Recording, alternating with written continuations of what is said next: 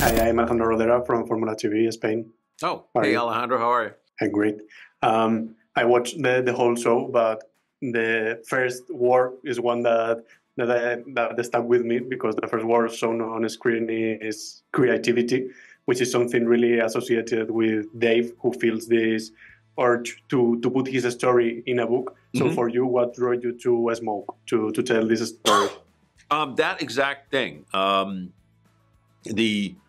The show was inspired by a podcast that was brought to me called Firebug, and I listened to it, and the main character of that is a real person, is an arson investigator who commits arson and writes a book about an arson investigator chasing an arsonist, and all of the characters are basically him.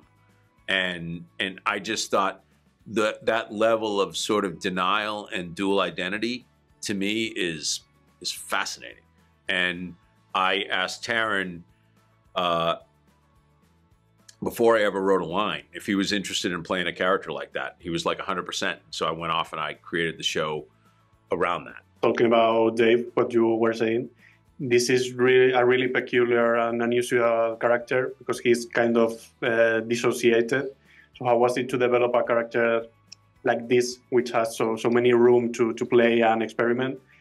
For Taron, obviously, but also for you as a writer. Just as you said, it was fun. It was really fun to create that character. It was really fun to create Michelle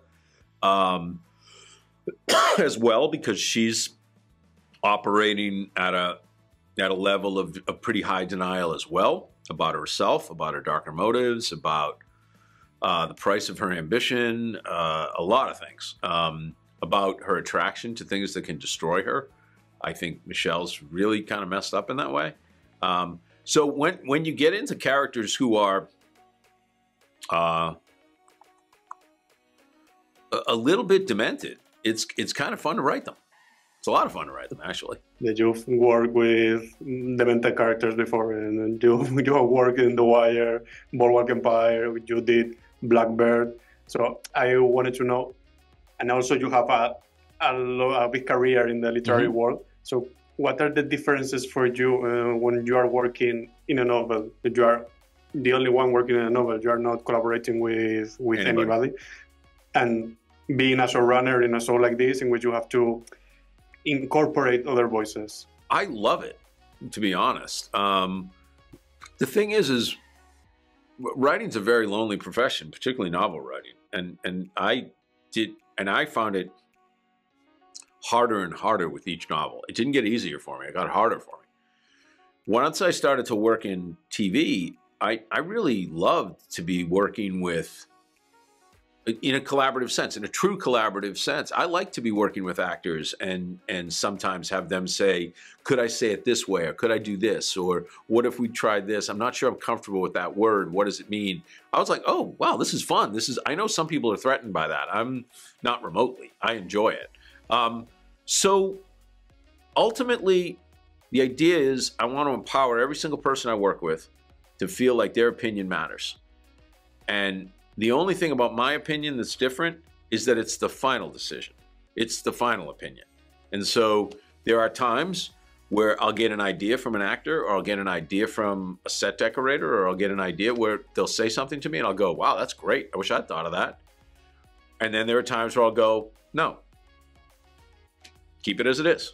And that's collaboration. And I find it liberating, to be honest. And I think that the thing that I've liked the most about The Smoke is the contraposition between Dave and Freddy, who at first sight are presented as the hero and the villain in some way.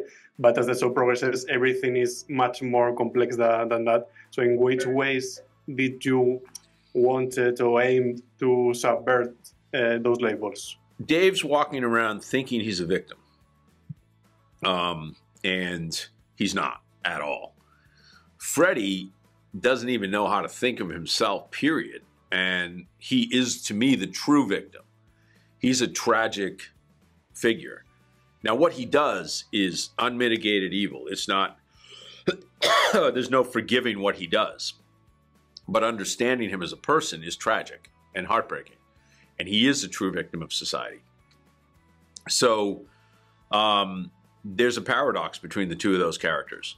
And when Dave becomes the hero and Freddy is exposed as a villain, you're meant to feel, I hope, as an audience member, very uncertain, you know? Yeah. Because I don't agree with any of those tropes. I don't buy into any of those tropes. I've never been that writer. The dark side of the genre I work in is the concept that might equals right, and I don't believe in that at all. That a good guy with a gun can come in and solve the world's problems. That's just bullshit to me. So I'm working in a world of people, not archetypes. People are messy. People are sometimes good and sometimes bad, sometimes within the same breath. You know, it's a messy world filled with messy human beings, and that's what I write about. Thank you so much, Mr. Lehane. Thank you. And congrats for the show. I really, really enjoyed it. Oh, that's fantastic to hear. Thank you. We're all a little like, we don't know what we have. So thank you. I hope it goes well. See you. Appreciate it. Thank you, Alejandro.